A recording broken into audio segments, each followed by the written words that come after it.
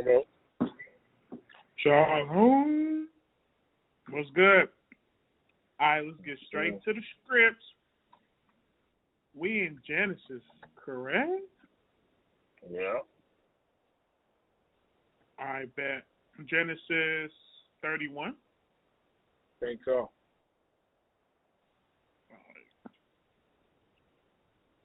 All right, hold on. Let me see here. Genesis 31.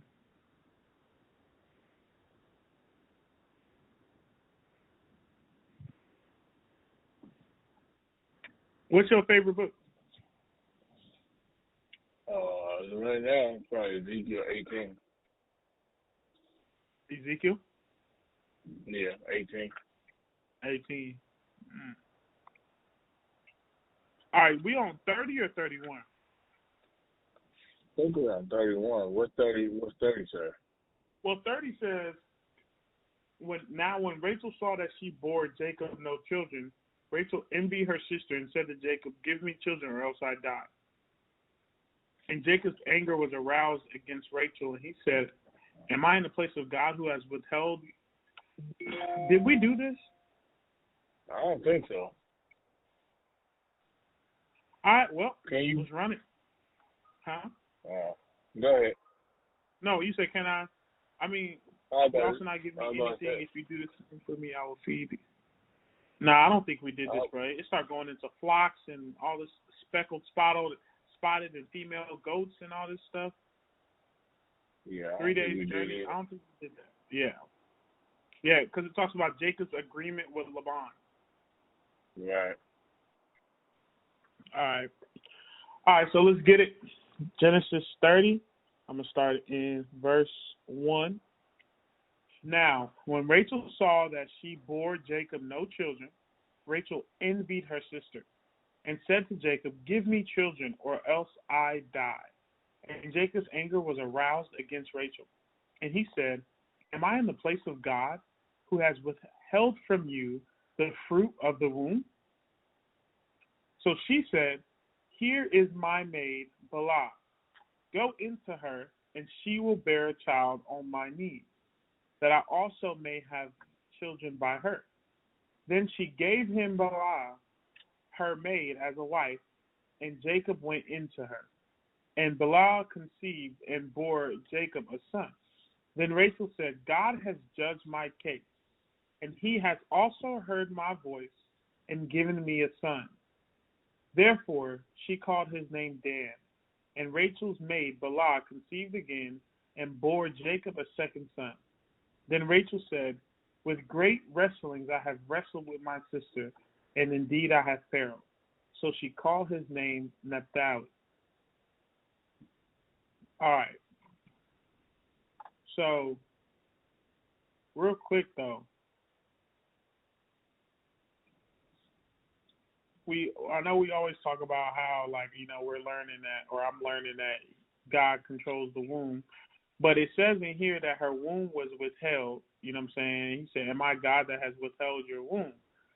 So it's like God could have, I don't know if it's like an on and off button, but God could have opened her womb. You know what I'm saying?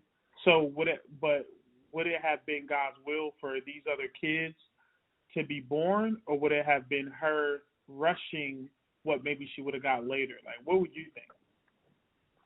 Well, that's a great question. I mean, that's a great question. That's a great question. I really don't know. I really don't. One thing I take from this, though, is that it lets you know that people don't create children. The Most High gives the authorization to send the soul into the earth.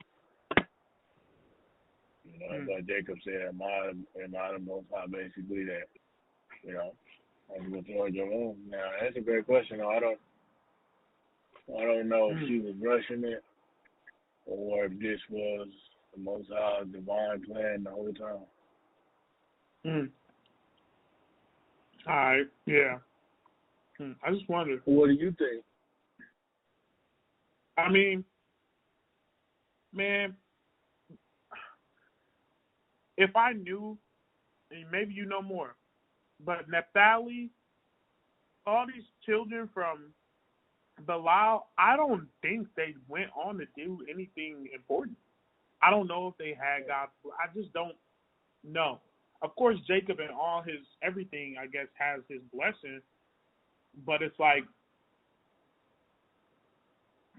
I could just see it because I'm always like, I know God, knows everything's gonna happen, but I'm really trying to learn about these perspectives and their thought processes because it's like also if He knows everything's gonna happen, technically, if the first thing that I would think if I'm not having a baby is I would think to be praying to God and praying with my husband for my womb to be open. The first thing I would have said back to Jacob, or I would expect my wife to say was, okay, let's pray to God to open the womb.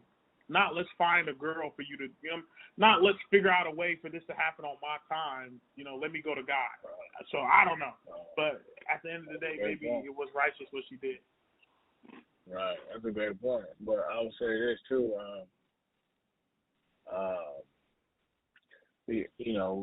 even though Jacob went into Bilhah, the Most High didn't have to allow her to have a child. Same thing with Hagar. He didn't have to bring forth a child with them. He could have just, they went in and then you find out this ain't the way. You know what I'm saying? This wasn't it.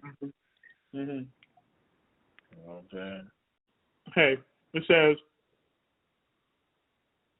when Leah saw that she had stopped bearing, she took Zilpah, her maid, and gave her to Jacob as a wife.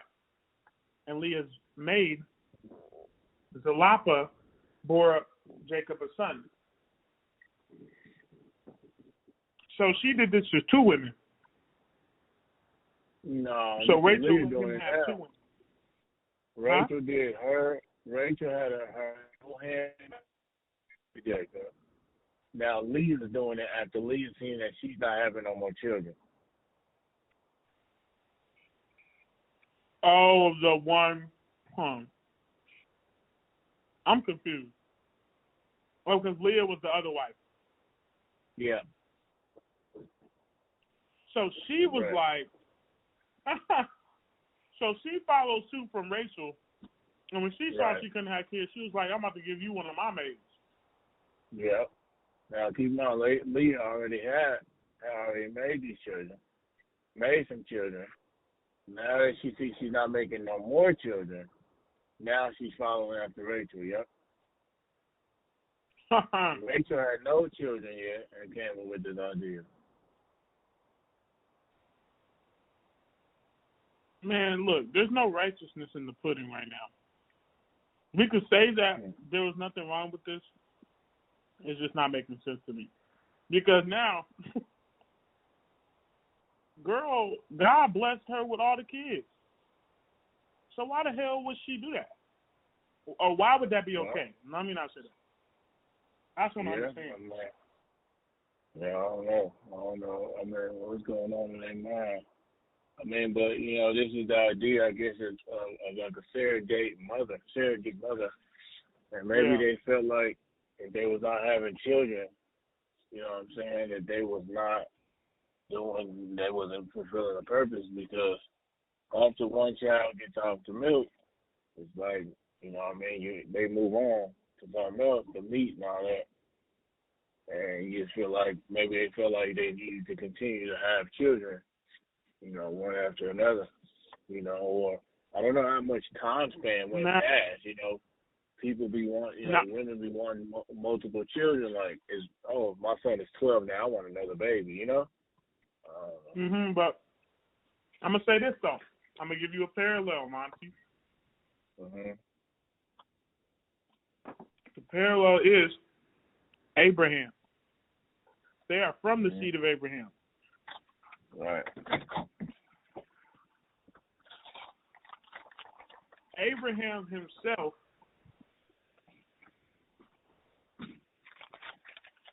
when it was time for, her to have a baby when she was old, right?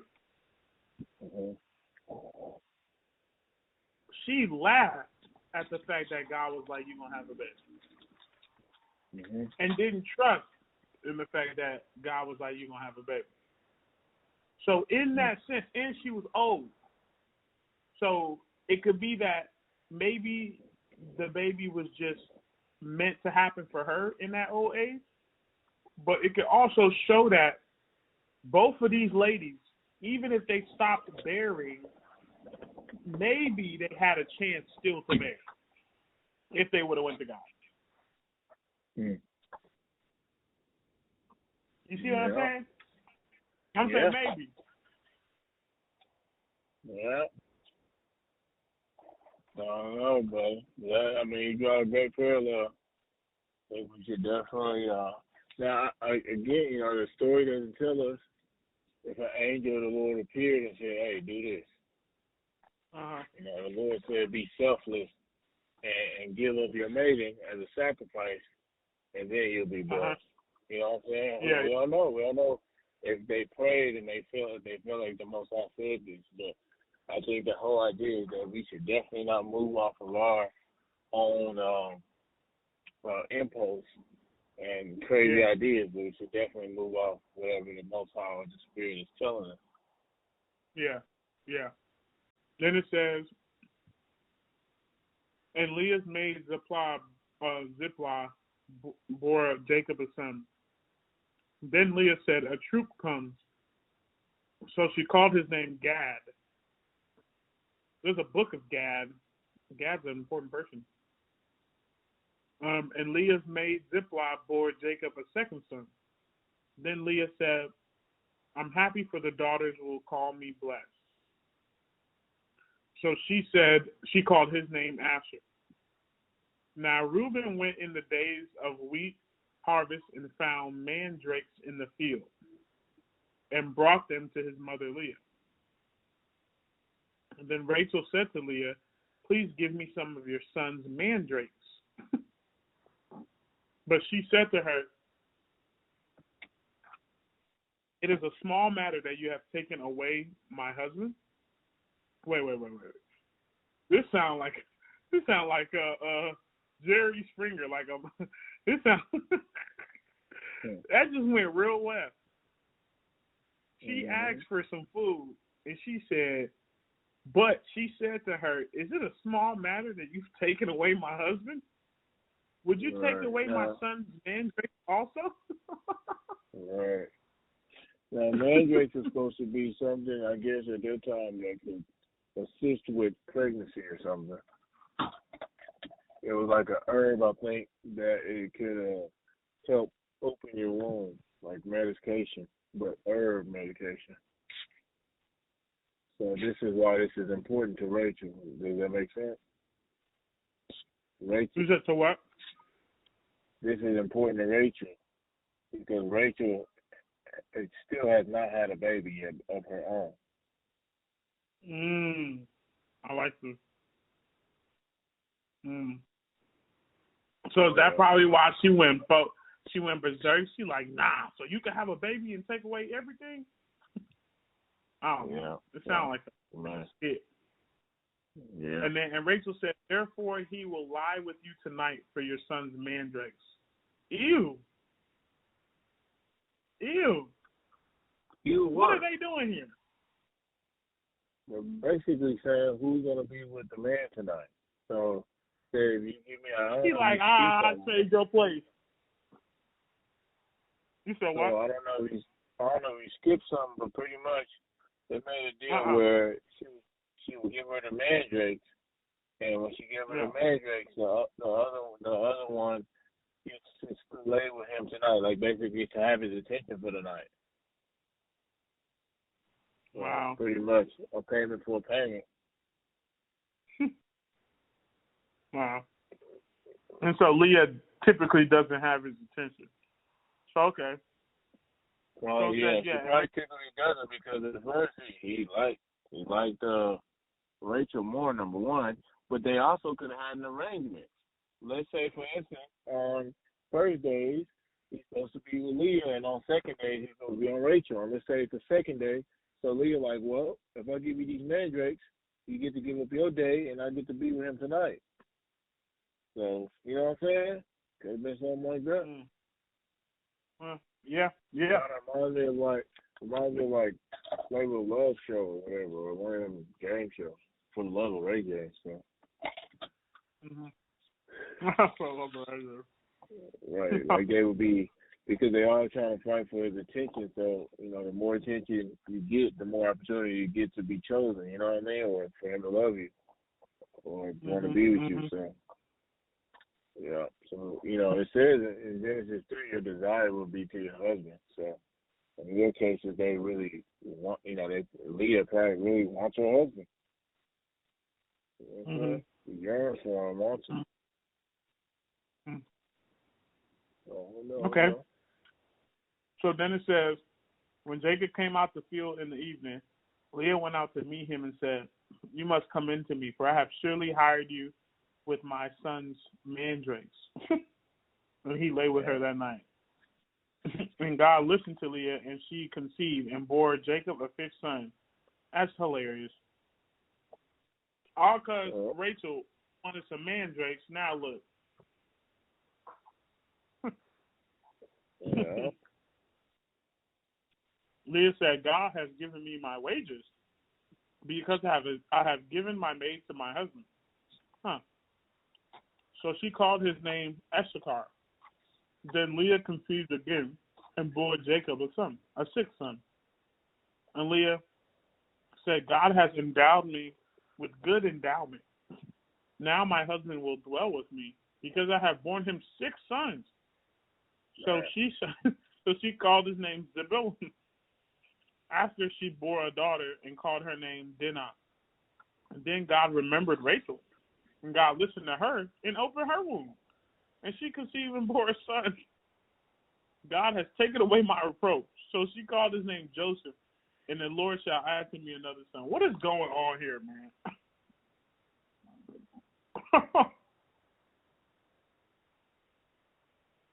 What's going on here?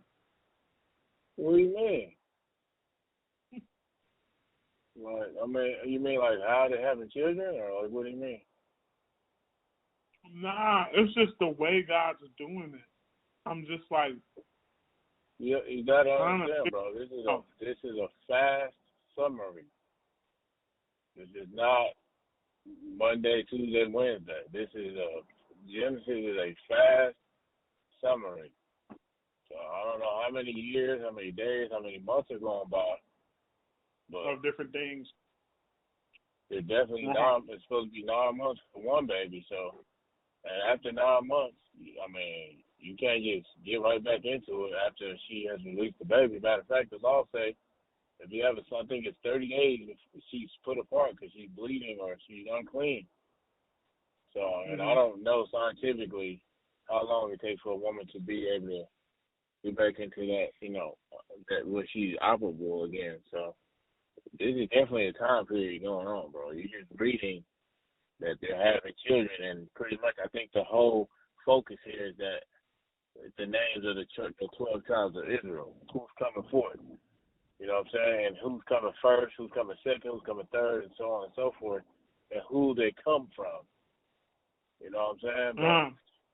Wait. These are the 12 tribes of Israel? Yeah, these are 12 tribes of Israel, right? But none of the 12 tribes is called Zebulun. So who? Zebulun? Yeah, it is. Zebulun's one of the 12 tribes. You got Zebulun. And then Dinah, D-I-N-A? That's his daughter. So that's a daughter. Yeah. So you got Zebulun, you got Dan, you got Naphtali, you got Gad. Every one of them men is of the 12 tribes. Sure. Okay. I can see this. Yeah. I understand it now. It's making sense. All right. All right. These are important men. Right. Now with Rachel, I don't think Rachel was barren because she did anything wrong. There's no real text that she did wrong that we can point to before we have the controversy of her giving her handmaiden. You know what I'm saying? It could be it just was not the time. It was, you know what I'm saying? The Most High gives children when He wants to, when the soul's appointed to come. So, you know, again, when we talk about the handmaiden, though, I don't know. That's a great question, a great idea you bring up. You know, if they were actually going to bear these children, you know, without their handmaiden, I don't know. That's a great question, but you know, for the most part, you know, the Most High do what He wants when He wants to do it. If somebody was appointed to come, you know, whenever they're appointed to come, they're gonna come. You know what I mean? He didn't send John the Baptist at the wrong time, or Isaiah at the wrong time. You know, or even Christ at the wrong time. Send them when they supposed to go. So that's another thing to those that are alive and remain is that, you know, you be patient. Whatever the Most High got for you. If he didn't appoint you to have a child, I mean, so be it. The Most High is supposed to be your treasure. Nothing else really even matters. Everything else is vain, bro. Every single thing is vain. And when I say vain in the sense where it ends, it's empty, it's over, it's temporary, it's not permanent. Nothing is. You know what I'm saying? Your joy is supposed to be in the Most High. He's your portion.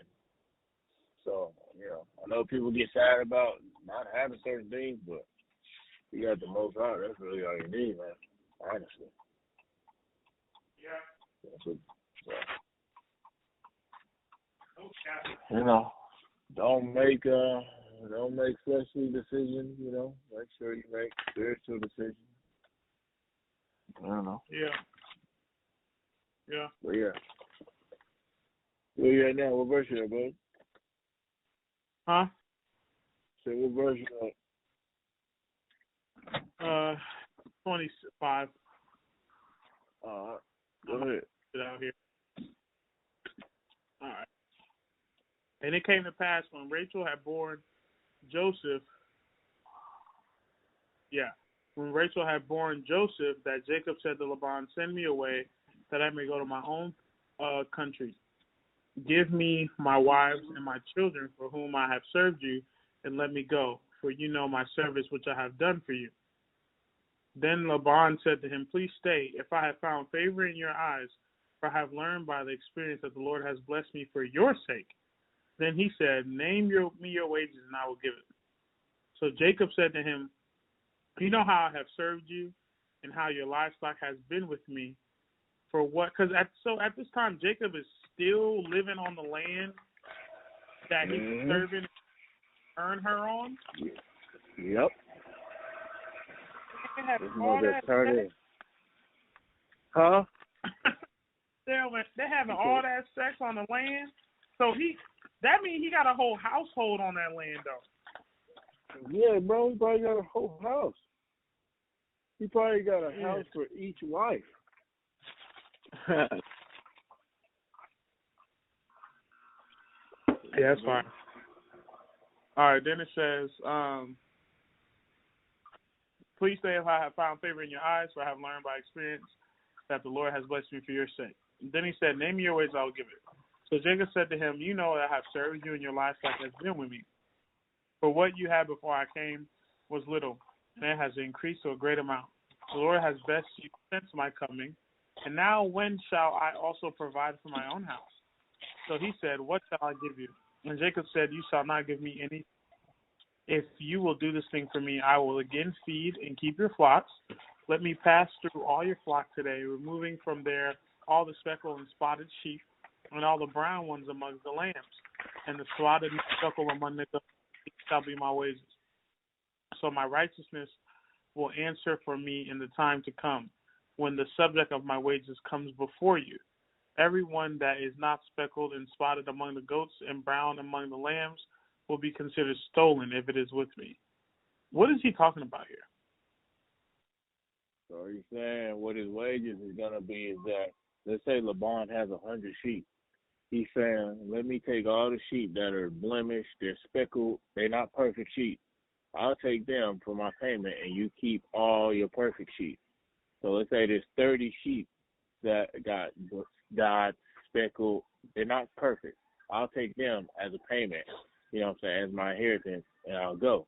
Because at this time, cattle, bro, is worth so much. It's your clothes because you can cut the sheep, wool and make clothes. You know what I'm saying? It gives milk, so it can feed your baby, and it's food as well. It's so much stuff. So if you getting 30 sheep, well, you know what I'm saying? You're gonna be able to eat. You're gonna be able to take care of your family. You can even trade it. You know what I'm saying? Just a delivery or Delivery. okay. They didn't give a share card. No. All right, then he said, Laban said, "Oh, that it were according to your word." So he removed that day the male goats that were speckled and spotted, all the female goats that were speckled and spotted, every one that had some white in it, and all the brown ones among their lambs, and they gave them into the hands of his sons. And then he put 3 days' journey between himself and Jacob, and fed the rest of Laban's flock. Now Jacob took for himself rods of green polar, and among the almond and chestnut trees, healed white stripes and exposed a white which was in the rods. And the rods which he had healed, he set for the flocks in the gutters, and the watering troughs where the flocks came to drink, so that they should conceive when they came to drink. So the flocks conceived before the rods, and the flocks brought forth streaked, speckled, and spotted. Then Jacob separated the lambs and made the flocks face toward the streak, and all the brown in the flock Laban, but he puts his own flocks by themselves and did not put them with Laban's flock.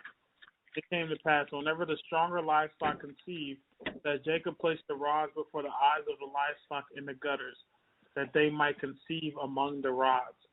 But when the flocks were feeble, he did not put them in. So the feebler were Laban's and the stronger Jacob's. Thus the man became exceedingly prosperous and had large flocks, female and maid servants. So even little nothing he had, even in the nothing he asked for, God made it to where he became great in it. Yep. Sure did.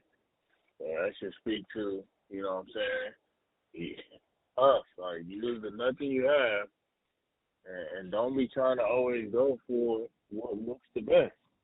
That's the whole thing about these sheep, too, or cattle, is that, they mate. It's like how people be mating dogs these days and get paid off of that. These cattle can mate, and, who knows, maybe a speckled one mates with a brown one, and then next thing you know, it's a perfect one.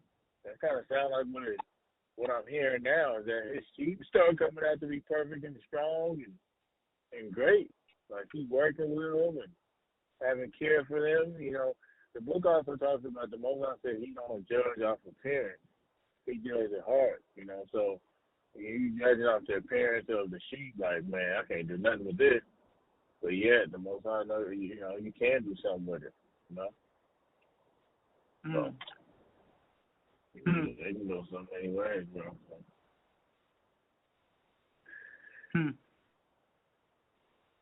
That's crazy. Yep. It's set for the flocks in the gutters. That's the end of it? Yeah, that's the end of it. Okay, that. Yeah, man. So what you gotta say? About what you read? Anything stood out? Like, what you want to say about it? Yeah, no, just a couple things where I'm, just trying to learn their perspectives. But, it's just good. It's good to see God control things and let blessings happen. But, this is all adding to the process here, because it's good to see where they all at least came from.